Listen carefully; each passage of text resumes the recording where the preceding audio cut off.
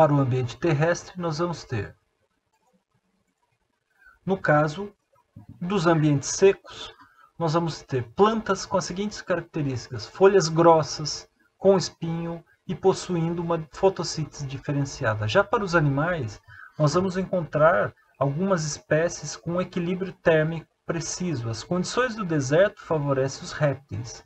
Sua pele seca, escamosa, retém água e seu metabolismo lento lhes permite passar longos períodos sem alimentação. Os répteis pequenos, como o lagarto de coleira, escondem-se entre as rochas ou na areia para fugir do sol e equilibrar a temperatura. Eles são animais de sangue frio. Cada réptil tem sua temperatura ideal de atividade e deve controlá-la com precisão. Em alguns lagartos do deserto, ela fica muito próxima do ponto além do qual poderiam morrer. Tá? No caso das plantas, os cactos, tá? Ou plantas suculentas, elas vão ter raízes rasas, espalhadas, capazes de absorver a água rapidamente.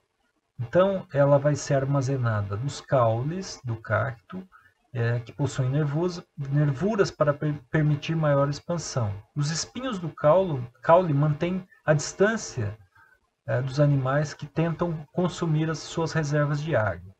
Os cactos têm uma capacidade incomum entre as plantas, podem absorver CO2 à noite e armazená-lo sob forma de outros compostos químicos. Quando o ar está frio, os estômatos se abrem para permitir a troca gasosa e minimizar a perda de água. De dia, o dióxido de carbono estocado é liberado e usado na fotossíntese. Então são adaptações. No caso, nós estamos vendo aqui um cupinzeiro, tá? O cupim é um inseto social, como a formiga, e eles constroem estruturas como esse aqui, tá? Que possui um sistema de ventilação destinado a manter a rainha do cupinzeiro em temperatura constante, de modo que ela possa continuar pondo seus ovos.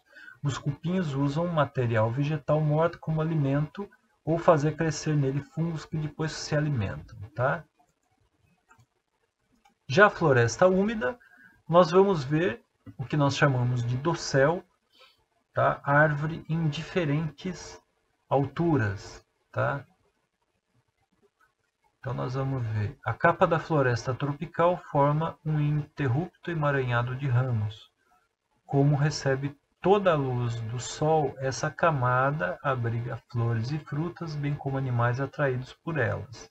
As plantas que vivem nas zonas de sombra, mais abaixo, necessitam de menos luz, e no nível do solo surgem algumas poucas plantas somente quando uma grande árvore morre, e que permite que essa luz atravesse esse dossel. Então, o que está dizendo aqui? Então, nós vamos encontrar nesses primeiros dossel, ou camada de copas,